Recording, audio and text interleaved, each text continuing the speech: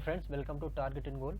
Friends, ये है नवंबर के करंट अफेयर का चौथा भाग। तो इसमें हम प्रश्न के साथ साथ में उसका डिस्क्रिप्शन भी देखते हैं और ये ऑब्जेक्टिव टाइप होता है। ये बहुत ही महत्वपूर्ण है फ्रेंड्स। अगर ये सारे वीडियो जो हम बना रहे हैं अगर आप देख लेते हैं तो करंट का कोई भी क्वेश्चन आपसे मिस नहीं होगा। और इसके साथ हम अगला एक वीडियो लेके आएंगे जो कंबाइंड वीडियो होगा, जो कि पूरे मंथ का उसमें करंट अफेयर होगा, बस वो थोड़ा सा डिस्क्रिप्टिव कम होगा। तो चलिए शुरू करते हैं आज का video. Competition commission of India यानी कि CCI ने हाल ही में फ्यूचर ग्रुप के साथ सौदे को मंजूरी दी है। तो इस सौदे की मंजूरी दी है किसके साथ में? तो ये दी है रिलायंस के साथ में। तो रिलायंस रिटेल जो है इसके साथ में, या इसको कंपटीशन कमीशन ऑफ इंडिया ने हाल ही में फ्यूचर ग्रुप के साथ एक सौदे के लिए मंजूरी दी है। फ्यूचर ग्रुप के होलसेल, रिटेल और वेयर हाउसिंग लॉजिस्टिक्स बिजनेस को रिलायंस रिटेल द्वारा अधिग्रहण को मंजूरी मिली है। इस सौदे की अनुमति की कीमत 24,713 करोड़ रुपए है। तो देखिए, इस प्रकार से कई इंडस्ट्रीज का जो सरकार भी क्या कर रही है कि प्राइवेट सेक्टर को देती जा रही है, जिससे कि कई तरह की समस्याएं आगे हो सकती हैं।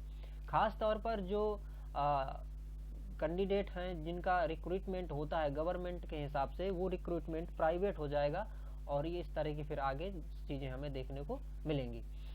अगला प्रश्न है, निम्नलिखित में से किसने हाल ही में सभी राज्यों और केंद्र शासित प्रदेशों मतलब यूनियन टेरिटरीज को जल निकायों की सुरक्षा के लिए एक नोडल एजेंसी नामित करने का निर्देश दिया है?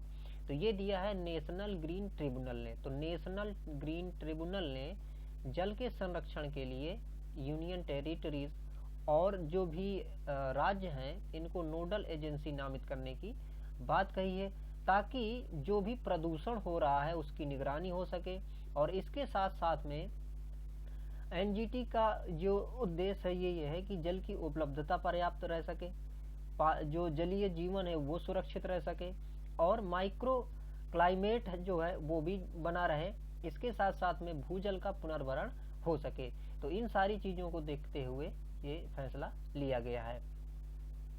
सिटमैक्स 20 किन देशों के बीच आयोजित एक त्रिपक्षीय नौसेना अभ्यास है? तो देखिए, जो सिटमैक्स है यहाँ पर अगर हम बात करें सिट SIT, तो S का मतलब आप यहाँ सिंगापुर, I का मतलब इंडिया और T का मतलब थाईलैंड। तो ये तीन से मिलके बना है SIT। तो इस प्रकार से भारत, सिंगापुर, थाईलैंड, या फिर कहें सिंगापुर, इंडिया और थाईलैंड, इन तीनों ने मिलकर सिटमैक्स 20 त्रिपक्षीय नौसेना अभ्यास का आयोजन किया है। सिटमैक्स 2020 भारत, सिंगापुर और थाईलैंड के बीच आयोजित त्रिपक्षीय नौसेना अभ्यास है। सिटमैक्स 2020 के दूसरे संस्करण का आयोजन अंडमान सागर में संपन्न हुआ। तो प्रश्न ये भी हो सकता है कि इसका आयोजन कहाँ पे किया गया? तो अंडमान सागर में इसका आयोजन हुआ है। इस अभ्यास का उद्देश्य मित्र देशों के बीच आपसी विश्वास को मजबूत करना और क्षेत्र में समग्र समुद्री सुरक्षा को बढ़ाने की प्रक्रिया को विकसित करना है। इस अभ्यास के लिए भारत द्वारा INS कामोर्ता, तो यहाँ पर भारत ने जिन उनका यूज किया है वो क्या है? INS कामार्ता और INS करमुक। और सिंगापुर द्वारा इंट्रेपिक और इंडिवेयर की तैनाती की गई थी। इस अभ्यास के पहले संस्करण की मेजबानी भारत द्वारा पोर्ट ब्लेयर में की गई थी। तो देखिए, भारत द्वारा पोर्ट ब्लेयर में की गई थी पहली मेजबानी जब ये सिटमैक्स हुआ था। इसके अलावा भारत सिंगापुर द्विपक्षीय समुद्री अभ्यास, अब देखिए भारत सिंगापुर इन दोनों का समुद्री अभ्यास जो है सिम्बैक्स, तो सिम्बैक्स किसके बीच में होता है? भारत और सिंगापुर। तो प्रश्न ऐसा भी सीधे सीधे पूछा जाता है कि सिम्बैक्स अभ्यास निम्न में से किन देशों के बीच में होता है? या फिर प्रश्न आता है कि भारत सिम्बैक्स अभ्यास किस देश के साथ मिलकर करता है? तो सिम्बैक्स का 27वां संस्करण भी 23 नवंबर को आयोजित किया गया, जो कि 23 से 25 तक चलेगा। सिम्बैक्स में भारतीय नौसेना के विध्वंसक पोत INS राणा के अलावा INS कामोर्ता और INS करमुक को भी शामिल किया गया है। इसके अलावा पनडुब्बी INS सिंधुराज, तो देखिए पनडुब्बी हमारी कौन सी? INS सिंधुराज और P8I को अभ्यास में शामिल किया गया है।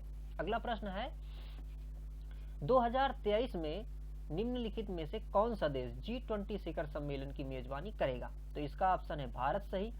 देखिए, पहले भारत को 2022 की वो करनी थी मेजबानी, लेकिन 2022 की मेजबानी हम नहीं करेंगे क्योंकि ये कोरोना पेंडेमिक का कारण है। और इसके साथ साथ में देखिए, इकोनॉमी जिस तरह से गिर गई है तो बहुत ही मुश्किल है इकोनॉमी का बूस्ट करना, तो इसलिए भी हम ऐसा नहीं कर पा रहे हैं। तो 2023 में G20 शिखर सम्मेलन की जो मेजबानी है वो भारत करेगा। और G20 का जो सम्मेलन है, देखिए 2020 की अगर बात करें तो 2020 में ये सीधे सीधे मतलब इलेक्ट्रॉनिक मीडिया के माध्यम से हुआ, वर्चुअली हुआ, और सऊदी अरब द्वारा इसकी मेजबानी की गई थी। तो ये वर्चुअली इस बार वो हुआ है। इसके साथ यदि 2021 की बात करें तो इटली के द्वारा, 2022 में इंडोनेशिया और 2023 में भारत द्वारा, और 2024 में ब्राजील के द्वारा, ब्राजील इसको क्या करेगा, आयोजित करेगा। G20 सम्मेलन का उद्देश्य एक मजबूत, टिकाऊ, समावेशी और संतुलित पोस्ट कोविड-19 युग को बनाना है। आपको बता दें कि 2022 में भारत को मतलब इसकी अध्यक्षता करना था, लेकिन अब इन कारणों से हम अध्यक्षता इसकी 2022 में नहीं कर पा रहे हैं। अगला प्रश्न है, हाल ही में IMF ने G20 के निर्धन देशों की कर्ज माफी को विस्तारित करने की बात कही है। IMF की स्थापना कब हुई थी? तो IMF की स्थापना हुई थी 1944 में। देखिए, IMF की जो स्थापना है ये ब्रिटेन वुड्स ट्विंस नाम से एक वो सम्मेलन हुआ था, उसमें हुआ था, जिसमें IMF और जो विश्व बैंक है ये दोनों मिलके मतलब किए थे। तो हाल ही में IMF ने G20 के निर्धन देशों की कर्ज माफी को विस्तारित करने की बात कही है। IMF की स्थापना 1944 में की गई थी। IMF की प्रबंध निदेशक क्रिस्टीना जॉर्जिएवा। तो IMF की प्रबंध निदेशक कौन है? क्रिस्टीना जॉर्जिएवा, और इन्होंने भी इस का समर्थन किया है। अगला प्रश्न है, हाल ही में उत्तर प्रदेश के किस शहर में खादी प्रदर्शनी का आयोजन किया गया है? तो खादी प्रदर्शनी का आयोजन वाराणसी में किया गया है। अभी उत्तर प्रदेश के वाराणसी में आयोजित खादी प्रदर्शनी में उच्च कोटि के खादी उत्पादों को शामिल किया गया है। इसमें कश्मीरी शहद और उत्तराखंड के ऊनी परिधान विशेष चर्चा में रहे हैं। तो हमें ये याद रखना है कि कि इसमें कश्मीरी शहद और उत्तराखंड की ऊनी परिधान को इसमें शामिल किया गया विशेष तौर से। इस प्रदर्शनी को खादी ग्रामोद्योग आयोग यानी कि KVIC द्वारा आयोजित किया गया है। और खादी जो ग्राम उद्योग है, इसमें से लगभग जो कार्यबल है वो 80% महिलाओं का है। अगला प्रश्न है, हाल ही में किसने सट्टेबाजी वाले ऑनलाइन गेम पर रोक लगाने के लिए अध्यादेश जारी किया है? तो तमिलनाडु ने सट्टेबाजी वाले जो भी ऑनलाइन गेम है उसमें उनको रोकने के लिए अध्यादेश जारी किया है। तमिलनाडु की सरकार ने अपने राज्य में ये ऑनलाइन जो सट्टे गेम है इन पे रोक लगा दी है, और इनमें उसने सजा भी प्रस्तावित की है कि अगर कोई सट्टा खिलाता है तो उस प्रकार से उसको 2 साल की जेल हो सकती है, 10,000 रुपए का जुर्माना हो सकता है। अगर कोई खेलता है तो उसको 5,000 रुपए की जुर्माना हो सकता है और 6 महीने की सजा हो सकती है। अगला प्रश्न है, हाल ही में संपन्न पुरुष टेनिस के ATP टूर्नामेंट में किसने जीत हासिल की है? तो ATP टूर्नामेंट में जीत हासिल की है डेनियल मेदवेदेव। हाल ही में संपन्न पुरुष टेनिस के ATP टूर्नामेंट में डेनियल मेदवेदेव को जीत मिली है। ATP टूर्नामेंट ग्रैंड स्लैम के बाद पुरुषों के टेनिस टूर्नामेंट का दूसरा सबसे बड़ा स्तर है। इस टूर्नामेंट को लंदन में आयोजित किया गया था। तो आयोजन इसका कहाँ हुआ? ATP का लंदन में। इस टूर्नामेंट का पहला संस्करण 1970 में आयोजित किया गया था। ATP का जो पूरा नाम है वो है एसोसिएशन ऑफ टेनिस प्रोफेशनल।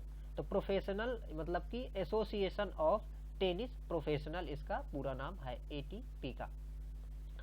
अगला प्रश्न है, किस अंतरिक्ष एजेंसी ने महासागरों की निगरानी के लिए कोपरनिकस सेंटिनल-6 माइकल फ्रिलिच उपग्रह लॉन्च किया है? तो ये लॉन्च किया है नासा ने।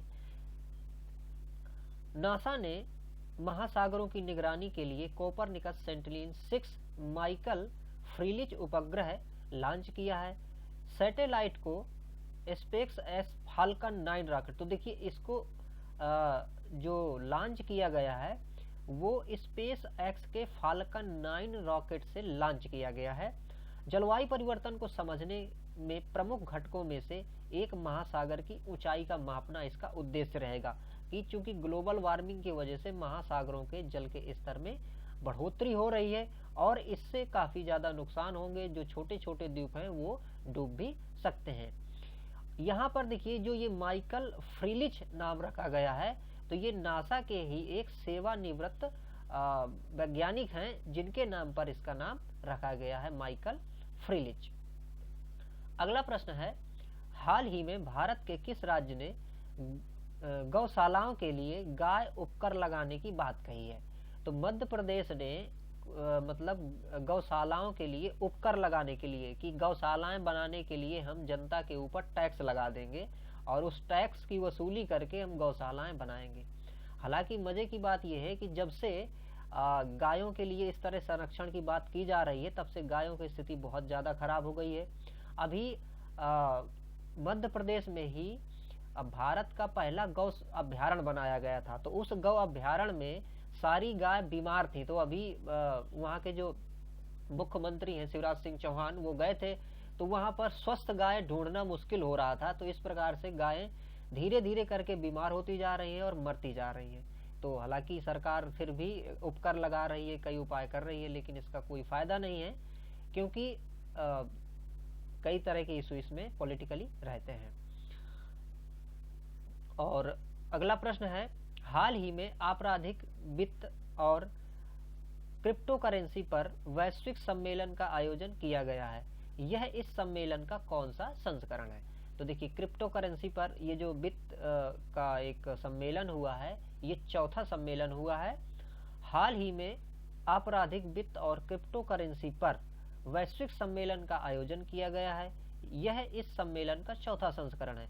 आपराधिक वित्त और क्रिप्टो करेंसी पर वैश्विक सम्मेलन का आयोजन इंटरपोल, यूरोपोल और वेसल इंस्टीट्यूट ऑन गवर्नेंस द्वारा किया गया। इस सम्मेलन में क्षमता निर्माण के उपायों, वर्चुअल संपत्ति की जांच के तरीकों और मनी लॉन्ड्रिंग को रोकने के लिए स्पष्ट विनियामक ढांचे की स्थापना पर जोर दिया गया है। क्रिप्टो करेंसी जैसे कि आप जानते हैं कि ये एक डिजिटली करेंसी होती है और ये जो इसका एक जगह से दूसरी जगह ट्रांसफर भी किया जाता है। और इसमें सबसे बड़ी समस्या ये होती है कि इसमें ड्रग्स और ये सारी चीजें इन्वॉल्व हो जाती हैं क्योंकि इसको पकड़ना मुश्किल होता है। अगला प्रश्न है, निम्नलिखित में से किसने पीजी आयुर्वेद शिक्षा को कारगर बनाने के लिए अधिसूचना जारी की है? तो ये जारी किया है अधिसूचना central council of Indian medicine. तो central council of Indian medicine ने पीजी आयुर्वेद शिक्षा पर करार किया है एक। हाल ही में CCIM मतलब कि central council of Indian medicine ने पीजी आयुर्वेद शिक्षा को कारगर बनाने के लिए अधिसूचना जारी की है। यह अधिसूचना आयुर्वेद में स्नातकोत्तर शिक्षा के शल्य और सालक धारा से संबंधित है। आयुष मंत्रालय ने स्नातकोत्तर शिक्षा पर स्पष्टीकरण जारी किया है। अधिसूचना यह निर्दिष्ट करती है कि इन धाराओं के पीजी विद्वानों को कुल 58 सर्जिकल प्रोड्यूसर से प्रशिक्षित किया जाएगा। तो इस प्रकार से ये इसमें किया गया है। अगला प्रश्न है, भारत सरकार ने कुल कितने पेट्रोल पंपों में चार्जिंग बुनियादी ढांचा स्थापित करने की मतलब बात कही है? तो ये है 69,000। तो 69,000 पेट्रोल पंप में चार्जिंग की बुनियादी सुविधा के लिए इन्होंने बात कही है। और इसमें से ये GST को 5% तक की मतलब कमी इसमें करने की भी इन्होंने बात कही है ताकि इलेक्ट्रॉनिक जो व्हीकल है उनको बढ़ावा दिया जा सके और पेट्रोल और डीजल से चलने वाले जो वाहन है इनको थोड़ा कम किया जा सके। अगला प्रश्न है, इंटरनेशनल एमी अवार्ड 2020 के अंतर्गत निम्नलिखित में से किसने सर्वश्रेष्ठ ड्रामा सीरीज का पुरस्कार जीता है? तो ये जीता है दिल्ली क्राइम ने। न्यूयॉर्क में आयोजित 48वें इंटरनेशनल एमी अवार्ड 2020 के अंतर्गत दिल्ली क्राइम ने सर्वश्रेष्ठ ड्रामा सीरीज का पुरस्कार जीता है। रिची मेहता निर्देशित, तो किसके द्वारा निर्देशित है? रिची मेहता। रिची मेहता निर्देशित यह सीरीज बनी हुई थी और इसमें से जो 2012 में दिल्ली गैंगरेप हुआ था उसमें उससे संबंधित ये बनाई गई थी। निम्नलिखित में से किसके द्वारा विमानन सुरक्षा जागरूकता सप्ताह 2020 मनाया जा रहा है? तो ये मना रहा है भारतीय विमानपत्तन प्राधिकरण। भारतीय विमानपत्तन प्राधिकरण द्वारा इसे मनाया जा रहा है और इसका जो आयोजन है वो 23 से 27 नवंबर तक किया जाएगा। निम्नलिखित में से कौन सा मंत्रालय परियोजनाओं के पर्यावरण मूल्यांकन में तेजी लाने के लिए दिशा निर्देश जारी करता है? तो ये दिशा निर्देश जारी करता है कौन? पर्यावरण, वन एवं जलवायु परिवर्तन मंत्रालय।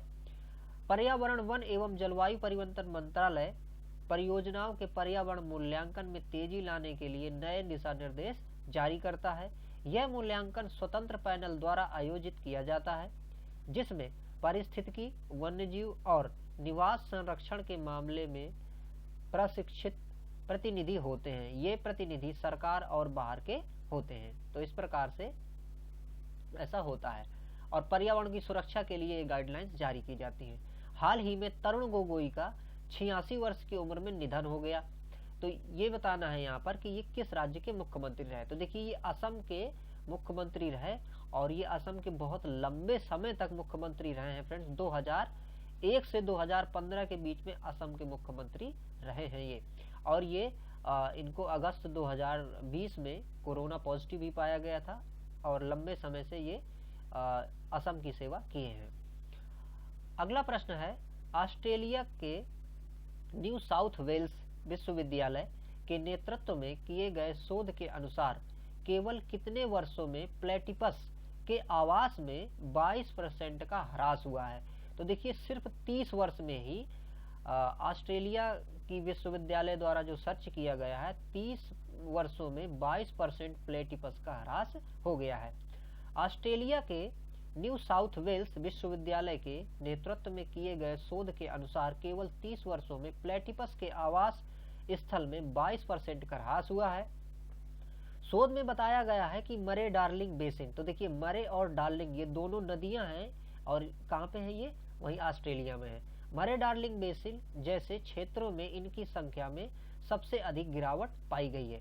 एक मजे की बात यह है कि ये जो प्लेटिपस होता है ये स्तनधारी होता है, अपने बच्चों को दूध पिलाता है, लेकिन ये अंडे देता है। इसलिए ये फैक्ट के हिसाब से भी ये है कि कौन सा ऐसा वो है जो कि मतलब स्तनधारी है लेकिन अंडे देता है। तो स्तनधारी है ये और ये लेकिन क्या करता है? ये अंडे देता है। इसलिए ये थोड़ा तथ्य महत्वपूर्ण हो जाता है। पृथ्वी के उपग्रह चंद्रमा से लूनार रॉक्स के नमूने लाने के लिए किस देश ने चंद्रमा पर एक मानव रहित अंतरिक्ष यान चांग E5 प्रोब भेजने की योजना बनाई है? तो ये योजना बनाई है किसने? चीन ने। पृथ्वी के उपग्रह, तो पृथ्वी का एक उपग्रह ही है, प्राकृतिक उपग्रह क्या? चंद्रमा। लेकिन कृत्रिम उपग्रह की बात करें तो बहुत सारे हैं। तो पृथ्वी के उपग्रह चंद्रमा से लूनार रॉक्स के नमूने लाने के लिए नवंबर 2020 के अंत तक चंद्रमा पर मानव रहित अंतरिक्ष यान चांग E5 प्रोब भेजने का योजना चीन द्वारा मतलब किया गया है। और ये जो चांग E5 प्रोब का जो नाम है ये चंद्रमा की प्राचीन चीनी देवी के रूप में रखा गया है कि मतलब चंद्रमा की जो देवी है वो चीनी भाषा में चांगी उसका नाम है। यह ऐसी सामग्री जो है वहां से क्या करेगा कि लेके आएगा वहां चांद की सामग्री और ये वापस भारत मतलब कि अपने देश आएगा, चाइना में आएगा। और जब ये देखिए चांगी जब आ जाएगा तो ये 2 किलोग्राम के लगभग वहां से जो मटेरियल है चंद्रमा का लाएगा। और इसके साथ साथ में 2030 तक इसने ये भी प्लान किया है कि मंगल ग्रह से भी कुछ नमूने हम एकत्र करके लाएंगे। अगर ये चीन सक्सेस होता है इसमें तो संयुक्त राज्य अमेरिका और सोवियत संघ के बाद ये तीसरा देश होगा जो कि चंद्रमा से नमूने लेके इस पृथ्वी पर आएगा। अगला प्रश्न है, केंद्रीय सूचना प्रौद्योगिकी मंत्री श्री रविशंकर प्रसाद ने उमंग एप्लीकेशन का अंतर्राष्ट्रीय संस्करण लॉन्च किया है।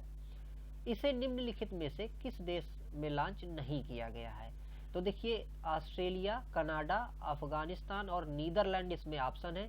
तो अफगानिस्तान में लॉन्च नहीं किया गया है, बाकी ऑस्ट्रेलिया, कनाडा और नीदरलैंड में इसको लॉन्च किया गया है। इसके साथ साथ अगर और भी देखें तो देखिए, अगर पूरे कंट्री देखेंगे कहाँ कहाँ ये लॉन्च है, तो UK, USA, Australia, Canada, Netherland, UAE, Singapore और न्यूजीलैंड में इसको लॉन्च किया गया है और इसे विदेश मंत्रालय के सहयोग से लॉन्च किया गया है। हाल ही में आए साइक्लोन निवार, तो एक चक्रवात आया, कौन? निवार। इसका संबंध कहाँ से है? तो इसका संबंध है भारत से और भारत के दक्षिण में ये निवार आया और मुख्यतः इससे जो प्रभावित जो राज्य रहे वो तमिलनाडु, आंध्र प्रदेश और पुदुचेरी के जो तटवर्ती क्षेत्र है ये इससे प्रभावित रहे हैं। अगला प्रश्न है, विदेश मंत्री जयशंकर जो एस जयशंकर हैं अपनी संयुक्त यात्रा के दौरान निम्न में से किस देश की यात्रा नहीं करेंगे? ऑप्शन है बहरीन, यूएई, सेशेल्स और केन्या। तो बहरीन, यूएई और सेशेल्स इन 3 देशों की यात्रा पे ये गए, लेकिन केन्या की यात्रा पे नहीं गए और इनका जो ये जाने का जो टाइम है वो 24 से 29 नवंबर रहा। अगला प्रश्न है, केंद्रीय शिक्षा मंत्री रमेश पोखरियाल निशंक ने 46वें online ATAL factory development programme का उद्घाटन किया। बताइए इसका आयोजन किसने किया था? तो इसका आयोजन किया था अखिल भारतीय तकनीकी शिक्षा परिषद ने। हाल ही में केंद्रीय शिक्षा मंत्री रमेश पोखरियाल निशंक ने 46वां ऑनलाइन अटल फैकल्टी डेवलपमेंट प्रोग्राम का उद्घाटन किया। यह आयोजन अखिल भारतीय तकनीकी शिक्षा परिषद द्वारा किया गया। इसका उद्देश्य देश में उच्च गुणवत्ता की तकनीकी शिक्षा और विभिन्न उभरते क्षेत्रों जैसे IIT, NIT, CU तथा IIT प्रशिक्षण के माध्यम से अनुसंधान की उद्यमिता को बढ़ाना है। इसका आयोजन 22 राज्यों में किया जाएगा। अगला प्रश्न है, खाद्य प्रसंस्करण मंत्री नरेंद्र सिंह तोमर ने कपूरथला जिले में एक मेगा फूड पार्क का आयोजन किया है। यह किस राज्य में किया गया है? तो ये किस में है? पंजाब में किया गया है। कपूरथला कहाँ पे है? पंजाब में है, तो वहीं पर इसको किया गया और ये माना जा रहा है कि इससे 25,000 किसानों को लाभ मिलेगा। अगला प्रश्न है, भारत ने ब्रह्मोस सुपरसोनिक मिसाइल के भूमि हमला संस्करण का सफलतापूर्वक परीक्षण किया है। ये परीक्षण कहाँ से किया गया है? तो देखिए, अभी ये परीक्षण किया गया है अंडमान निकोबार से। इसमें परीक्षण कहाँ से किया गया है, इससे ज्यादा महत्वपूर्ण ये बात है कि ये जो सुपरसोनिक है ये है क्या, तो इसके बारे में थोड़ा और सा जानते हैं। तो देखिए, ये जो अंडमान निकोबार से ब्रह्मोस का परीक्षण किया गया है, ये जो मिसाइल है इसकी गति 2.8 मैक है, जो कि ध्वनि की गति से लगभग 3 गुना है और इसकी जो रेंज है वो 400 किलोमीटर है। मैक यहाँ पर जो है वो ध्वनि की चाल वायु में कितनी है उसको मापने की एक इकाई है। तो इसका मतलब ये है कि ये जो मिसाइल है ये ध्वनि से 3 गुना तेज चल सकती है। ध्वनि की जितना वेग है उससे 3 गुना। और ये जो मिसाइल है ये भारत और रूस का संयुक्त एक प्रक्रम है, जिसमें से ये हथियार बनाने के लिए हमने उसके साथ एक असाइनमेंट किया है। अगला प्रश्न है, हाल ही में किसने IDBI AMC के अधिग्रहण के मुथूट फाइनेंस के प्रस्ताव को खारिज किया है? तो यह है भारतीय रिजर्व बैंक ने। हाल ही में RBI ने IDBI AMC के अधिग्रहण के मुथूट फाइनेंस के प्रस्ताव को खारिज कर दिया है। RBI के मुताबिक एक म्यूचुअल फंड को प्रायोजित करने या एक AMC के मालिक होने की गतिविधियों में गैर कानूनी वित्तीय कंपनी के संचालन की गतिविधियों के अनुसार नहीं है। IDBI बैंक को भारत के सरकारी स्वामित्व वाली बीमा कंपनी यानी कि LIC द्वारा अधिग्रहित होने के बाद अपना MF आर्म बेचना पड़ा था, क्योंकि LIC के पास पहले से ही AMC था। अगला प्रश्न है, हाल ही में किस राज्य ने एक अलवणीय संयंत्र स्थापित करने की घोषणा की है? तो अलवणीय संयंत्र स्थापित करने की घोषणा अभी महाराष्ट्र ने की है। अलवणीय संयंत्र खारे पानी को रिवर्स ऑस्मोसिस प्रक्रिया से पीने लायक बनाता है। तो देखिए, रिवर्स ऑस्मोसिस प्रक्रिया जो है वो प्रक्रिया क्या है कि खारे पानी को पुनः पीने लायक बना देती है। भारत में तमिलनाडु इस तकनीक का इस्तेमाल करने वाला पहला राज्य है, जिसने चेन्नई में 2 अलवणीय संयंत्र 2010 और 2013 में स्थापित किए थे। गुजरात और आंध्र प्रदेश भी इस प्रकार के संयंत्रों को स्थापित करने की योजना बना रहे हैं, जिससे कि पानी की कमी को दूर किया जा सके, पेयजल की कमी को दूर किया जा सके। अगला प्रश्न है, संयुक्त राष्ट्र विकास कार्यक्रम अर्थात UNDP ने किसके साथ मिलकर भारत के लिए एक सतत विकास लक्ष्य निवेश मानचित्र लॉन्च किया है? तो ये लॉन्च किया गया है इस इन्वेस्टमेंट इंडिया के साथ मिलकर। संयुक्त राष्ट्र विकास कार्यक्रम अर्थात UNDP United Nation development programme और इन्वेस्ट इंडिया ने भारत के लिए एक सतत विकास लक्ष्य निवेश मानचित्र लॉन्च किया है। इसमें शिक्षा, स्वास्थ्य सेवा, कृषि और संबद्ध गतिविधियां, वित्तीय सेवाएं, नवीकरणीय ऊर्जा और टिकाऊ पर्यावरण शामिल हैं। आपको बता दें कि भारत SDG की सफलता को विश्व स्तर पर निर्धारित करने में एक महत्वपूर्ण भूमिका निभा रहा है। वर्ष 2015 में संयुक्त राष्ट्र महासभा यानी कि United nation general assembly UNGA में सदस्य देशों के राष्ट्राध्यक्षों ने विकास के 17 लक्ष्यों को आम सहमति से स्वीकृति दी थी। तो देखिए, ये जो SDG है, सस्टेनेबल डेवलपमेंट जो गोल्स हैं, ये 2015 में सेट किए गए थे। इनकी संख्या 17 है और इनको पूरा किया जाना है 2030 तक। तो सारे देश 2030 तक इनको पूरा करने की कोशिश में हैं और उसी के हिसाब से नीतियां भी बनाई जाती हैं। अगला प्रश्न है, महिलाओं के खिलाफ हिंसा के उन्मूलन के लिए अंतर्राष्ट्रीय दिवस कब मनाया जाता है? तो ये मनाया जाता है 25 नवंबर को। हर साल महिलाओं के खिलाफ हिंसा के उन्मूलन के लिए अंतर्राष्ट्रीय दिवस 25 नवंबर को मनाया जाता है। दुनिया भर की महिलाओं में घरेलू हिंसा, बलात्कार और हिंसा के अन्य रूपों के बारे में जागरूकता पैदा करने के लिए यह दिवस मनाया जाता है। इस वर्ष इस दिवस की जो थीम थी वो थी फंड, रिस्पॉन्ड, प्रिवेंट, कलेक्ट। तो ये इस वर्ष की क्या थी? थीम थी। अगला प्रश्न है, हाल ही में किस टाइगर रिजर्व ने बाघों की संख्या को दोगुना करने के लिए पहला अंतरराष्ट्रीय पुरस्कार T x2 जीता है? तो T x2 अभी जीता है किसने? पीलीभीत टाइगर रिजर्व ने। और पीलीभीत टाइगर रिजर्व कहाँ है? यूपी में है। तो पीलीभीत टाइगर रिजर्व और यूपी वन विभाग ने पहली बार अंतरराष्ट्रीय पुरस्कार T x2 यानी कि टाइगर का 2 गुना करना है ना, T x2 जीता है। तो अगर प्रश्न में कभी ये पूछा जाए कि T x2 क्या है, तो भी टाइगर का दुगना मतलब होना समय में।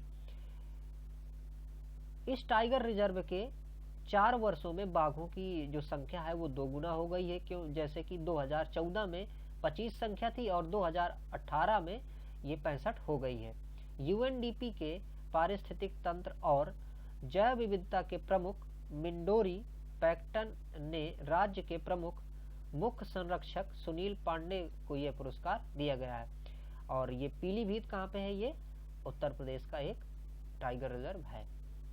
अगला प्रश्न है, हाल ही में किसने टिकटॉक और इंस्टाग्राम रील्स के साथ प्रतिस्पर्धा करने के लिए स्पॉटलाइट फीचर लॉन्च किया है? तो स्पॉटलाइट फीचर किसने लॉन्च किया है? स्नैपचैट ने। स्नैपचैट जो है ये अमेरिका की एक फर्म है और ये इस फीचर को लॉन्च करने से क्या होगा कि छोटे छोटे जो भी वीडियो थे उनको डाला जा सकता है जिस प्रकार से हम टिकटॉक में डालते थे। तो ये फीचर लॉन्च किया गया है। अगला प्रश्न है, मछुआरों को रोजगार प्रदान करने के लिए किस देश ने 25 एक्वा हब शुरू करने की बात की है। तो मछुआरों को रोजगार प्रदान करने के लिए आंध्र प्रदेश ने 25 एक्वा हब शुरू करने की बात कही है। आंध्र प्रदेश सरकार ने ये पहल मछुआरों की आजीविका और रोजगार प्रदान करने और काम की तलाश होने वाले उनके पलायन, काम की तलाश में अगर वो पलायन कर रहे हैं तो उनका पलायन रुके, इसके लिए ये काम किया जा रहा है। अगला प्रश्न है, खबरों में रहे इगास त्योहार का संबंध किस राज्य से है? तो इगास का त्योहार का संबंध सॉरी फ्रेंड, इगास त्योहार जो है ये संबंधित किससे है? ये है उत्तराखंड से संबंधित है। पहाड़ी क्षेत्रों खास तौर पर उत्तराखंड में बगवाल दीपावली के ठीक 11 मतलब कि जो दीपावली है, दीपावली के ठीक 11 दिन बाद जो है ये त्योहार इगास त्योहार मनाया जाता है। और ये इगास त्योहार इसलिए ऐसे मनाया जाता है, ये माना जाता है कि श्री राम के वन से अयोध्या आने की जो खबर है इस क्षेत्र में 11 दिन बाद मिली थी। इसको मतलब कि छोटी दीपावली नाम से भी कुछ जगहों पर मनाया जाता है। अगला प्रश्न है, निम्नलिखित में से कौन सी संस्था हाइपरलूप तकनीक का उपयोग करके अल्ट्रा स्पीड यात्रा की व्यवहार्यता का अध्ययन करेगी? तो ये करेगी नीति आयोग। नीति आयोग हाइपरलूप तकनीक का उपयोग करके अल्ट्रा स्पीड यात्रा की व्यवहार्यता का अध्ययन करेगा। गौरतलब है कि वर्जिन हाइपरलूप का परीक्षण लास वेगास, अभी कुछ समय पहले लास वेगास में इसका परीक्षण किया गया था, जिसमें से 2 यात्रियों को बैठा के एक जगह से दूसरी जगह ट्रांसपोर्ट किया गया था और उसकी जो गति रही थी वो 100 मील प्रति घंटे से भी अधिक रही थी। तो इस प्रकार से अगर हाइपरलूप तकनीक अगर सही सक्सेस होती है तो यात्रा का हम एक अच्छा साधन खोज सकते हैं और यात्रा की गति जो है वो काफी बढ़ा सकते हैं। अगला प्रश्न है, नौसेना ने हाल ही में पहली बार किस देश की फर्म के साथ लीज एग्रीमेंट के जरिए 2 निगरानी ड्रोनों को शामिल किया है? तो ये किया है संयुक्त राज्य अमेरिका, मतलब कि हमने लीज पे 2 ड्रोन लिए हैं। कहाँ से? संयुक्त राज्य अमेरिका से।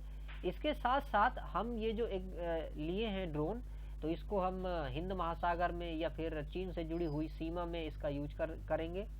और इसी प्रकार हम 8 इसी तरह के ड्रोनों को खरीदने की भी आगे प्रक्रिया में लगे हुए हैं। अगला प्रश्न है, संविधान दिवस कब मनाया जाता है? तो संविधान दिवस कब मनाया जाता है? 26 नवंबर को। संविधान दिवस 26 नवंबर को मनाया जाता है। 26 नवंबर 1949 को देश की संविधान सभा ने भारत के संविधान को अपनाया था।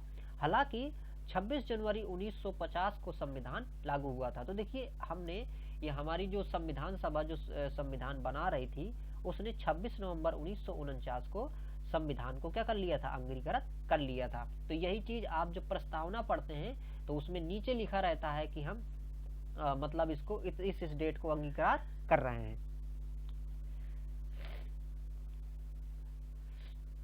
अगला प्रश्न है, केंद्रीय मंत्रिमंडल ने राष्ट्रीय अवसंरचना निवेश कोष 6000 करोड़ रुपए की पूंजी निवेश की मंजूरी दी है। बताइए इसकी स्थापना कब की गई थी? तो इसकी स्थापना की गई थी कब? 2015 को। केंद्रीय मंत्रिमंडल ने राष्ट्रीय अवसंरचना निवेश कोष में 6000 करोड़ रुपए की पूंजी निवेश की मंजूरी दी है। इसकी स्थापना 2015 में की गई थी। हाल ही में हुई प्रेस कॉन्फ्रेंस में सूचना और प्रसारण मंत्री प्रकाश जावड़ेकर ने इस निवेश की जानकारी दी है।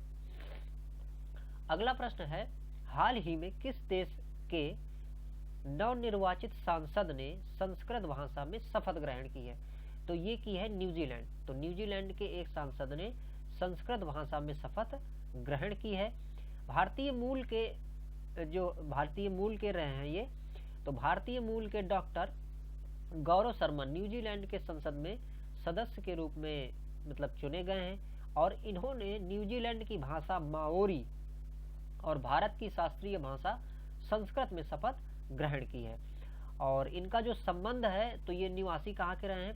मतलब चूंकि भारत के निवासी रहे हैं तो ये हिमाचल प्रदेश के निवासी रहे हैं। अगला प्रश्न है, किस देश की कैबिनेट ने बलात्कारियों को केमिकल कंस्ट्रेशन की सजा देने की मंजूरी दी है। तो ये है पाकिस्तान ने केमिकल कंस्ट्रेशन की जो सजा है ये देने के लिए मंजूरी की है। इसमें इस सजा के तहत क्या होगा कि अगर कोई बलात्कार करता है तो वो इस सजा से नपुंसक हो जाएगा। तो ये सजा पाकिस्तान में अब दी जाएगी।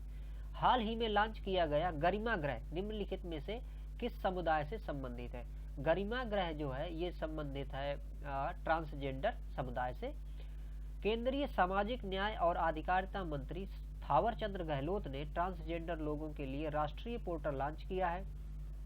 इसके साथ ही गुजरात के बड़ौदरा में एक Garima Griha a shelter home for transgender persons का उद्घाटन किया। यह पोर्टल देश में कहीं से भी एक ट्रांसजेंडर व्यक्ति को प्रमाण पत्र पहचान पत्र के लिए डिजिटल रूप से आवेदन करने में मदद करेगा। तो ये ट्रांसजेंडर जो लोग हैं उनकी सहायता के लिए लॉन्च किया गया है। अगला प्रश्न है 93वें अकादमी पुरस्कार के लिए भारत की ओर से किस फिल्म को आधिकारिक प्रविष्टि मिली है? तो ये किसको मिली है? ये जल्लीकट्टू को मिली है। 93वें अकादमी पुरस्कार के लिए भारत की ओर से जल्लीकट्टू फिल्म को आधिकारिक प्रविष्टि मिली है। मलयालम फिल्म, तो ये किस भाषा की फिल्म है? मलयालम भाषा कहाँ की है? केरल की। तो ये इसका मतलब केरल से संबंधित है। जल्लीकट्टू को ऑस्कर अवार्ड 2021 के लिए भारत की तरफ से नामित किया गया है और ये 27 फिल्मों में से इसको मतलब कि छांटा गया है। इसके पहले 2020 में गली बॉय को नामित किया गया था ऑस्कर अवार्ड के लिए। और देखिए जो जल्लीकट्टू है इसका निर्देशन जो है वो लीजो जोजे पिल्लीसेरी। तो इसके निर्देशक कौन रहे हैं? लीजो जोजे पिल्लीसेरी रहे हैं। और अभी 50वें भारतीय अंतर्राष्ट्रीय फिल्मोत्सव जो हुआ था उसमें इन्हें श्रेष्ठ निर्देशक का पुरस्कार भी दिया गया था। जल्लीकट्टू एक प्रकार का खेल भी है कह सकते हैं, जो कि दक्षिण भारत में मनाया जाता है, जिसमें से कि एक बैल को कंट्रोल करने का काम किया जाता है।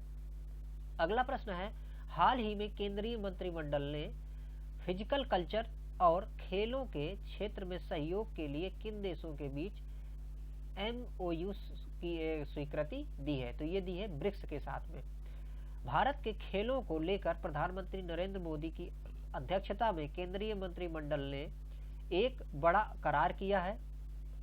मंत्रिमंडल ने फिजिकल कल्चर और खेलों के क्षेत्र में सहयोग के लिए ब्रिक्स देशों के बीच MOU को स्वीकृति दी है। इन देशों के बीच खेल के क्षेत्र में सहयोग से खेल विज्ञान, खेल मेडिसिन, कोचिंग तकनीक आदि क्षेत्रों में समझ और विशेषज्ञता के विस्तार को मदद मिलेगी।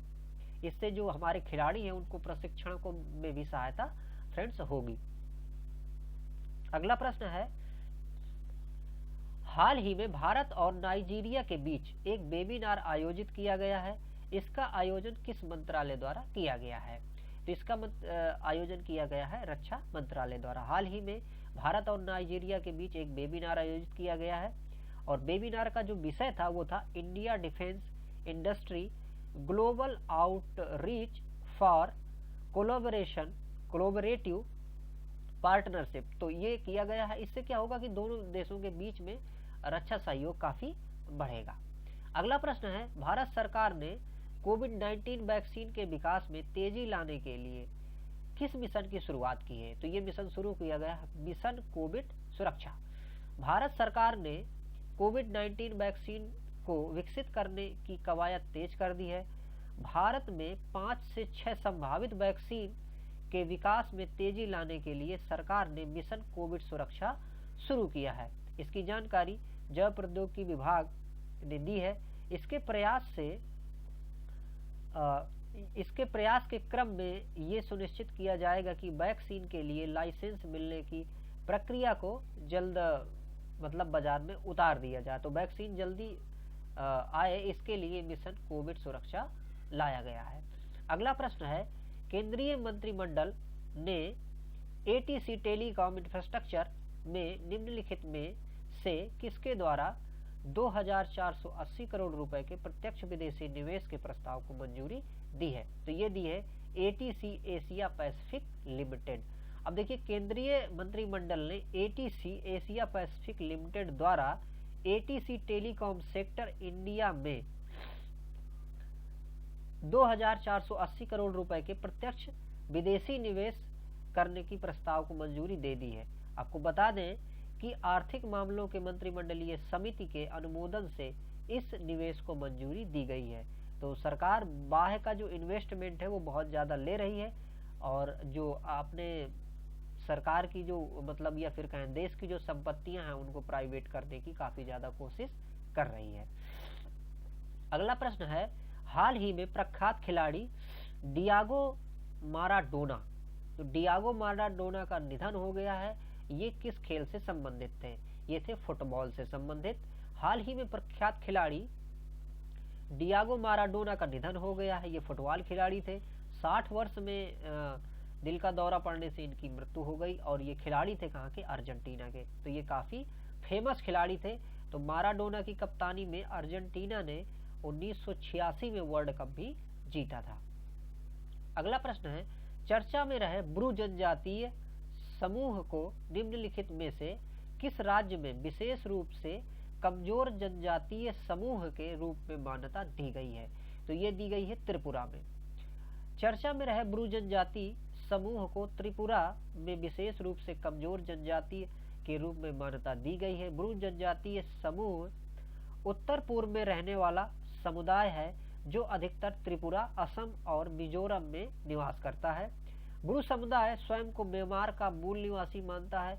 इस समुदाय के लोग सदियों पहले म्यांमार से आकर भारत के मिजोरम राज्य में बस गए थे।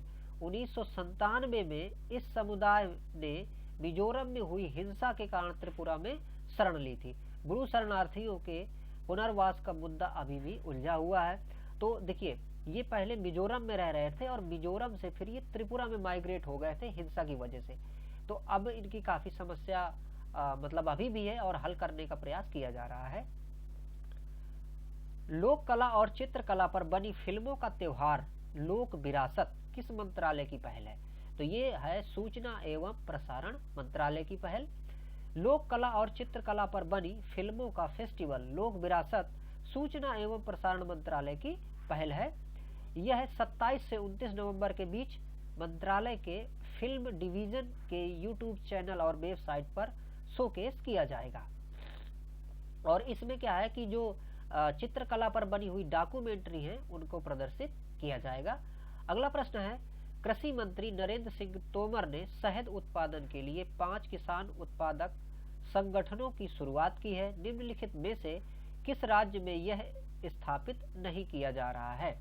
तो देखिए, ये कर्नाटक में स्थापित नहीं किया जा रहा है, बाकी उत्तर प्रदेश, पश्चिम बंगाल, मध्य प्रदेश में ये स्थापित किया जा रहा है। इसके साथ साथ और भी अगर उसमें देखिए तो पूरे जो राज्य हैं बिहार, मध्य प्रदेश, राजस्थान, उत्तर प्रदेश और पश्चिम बंगाल में इसको स्थापित किया जा रहा है।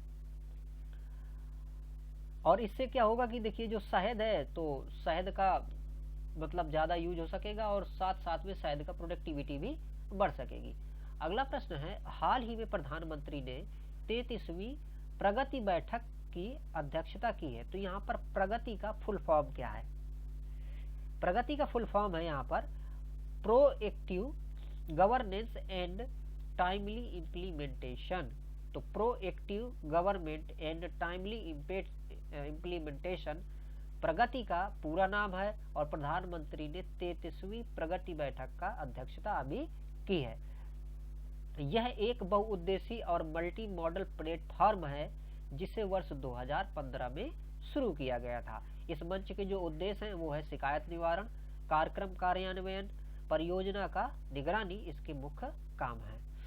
अगला प्रश्न है, हाल ही में भारत ने किस देश के साथ जैव विविधता संरक्षण और पर्यावरण संरक्षण के क्षेत्र में समझौता ज्ञापन पर हस्ताक्षर किए हैं? तो ये किए हैं हमने किसके? फिनलैंड के साथ में। भारत और फिनलैंड ने जैव विविधता संरक्षण और पर्यावरण संरक्षण के क्षेत्र में समझौता ज्ञापन पर हस्ताक्षर किए हैं। इस समझौते का उद्देश्य समानता, पारस्परिकता और पारस्परिक लाभ के आधार पर पर्यावरण संरक्षण का काम किया जाएगा। और इसमें आप जैसे जानते हैं कि पर्यावरण में संरक्षण अगर किया जाएगा तो जो भी वैरायटीज हैं पौधों की हैं या जंतुओं की हैं वो बढ़ेंगी और पर्यावरण को नुकसान कम से कम होगा। अगला प्रश्न है, प्रधानमंत्री नरेंद्र मोदी ने हाल ही में री इन्वेस्ट 2020 उद्घाटन किया है। इस सम्मेलन का आयोजन किस मंत्रालय द्वारा किया गया है? तो इसका आयोजन किया गया है नवीन और नवीकरणीय ऊर्जा मंत्रालय द्वारा, री इन्वेस्टमेंट 2020। प्रधानमंत्री श्री नरेंद्र मोदी ने तीसरी वैश्विक नवीकरणीय ऊर्जा निवेश बैठक और प्रदर्शनी का वर्चुअल माध्यम से उद्घाटन किया है। तो ये वर्चुअल माध्यम से फ्रेंड्स इसका उद्घाटन किया गया है।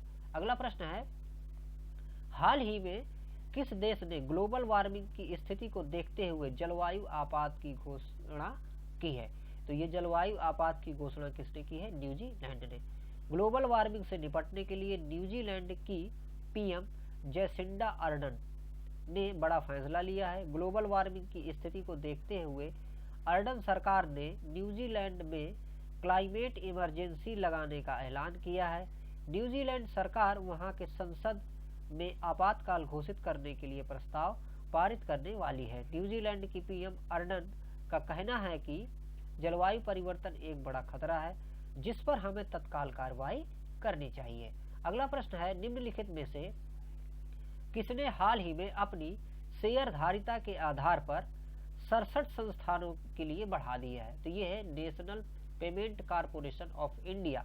तो national payment corporation of India ने ऐसा किया है। तो हाल ही में national payment corporation of India यानी कि एनपीसीआई ने अपनी शेयरधारिता के आधार को 67 संस्थाओं के लिए बढ़ा दिया है। नई संस्थाओं में अमेजन पे, एटीएम पेमेंट बैंक, फोन पे और इस प्रकार से ये सारे लोग अब क्या करेंगे और भी एनपीसीआई से शेयर खरीद लेंगे और एनपीसीआई को पैसा देंगे। तो इस प्रकार से देखिए यहाँ भी हमें प्राइवेटाइजेशन स्पष्ट दिखाई देता है। अगला प्रश्न है, निम्नलिखित में से किस भारतीय आईटी उद्योग के पिता के रूप में किसको जाना जाता है? तो ये हैं एफसी कोहली। तो एफसी कोहली को भारतीय आईटी उद्योग पिता के रूप में जाना जाता है। हाल ही में 96 वर्ष की आयु में इनका निधन हो गया है।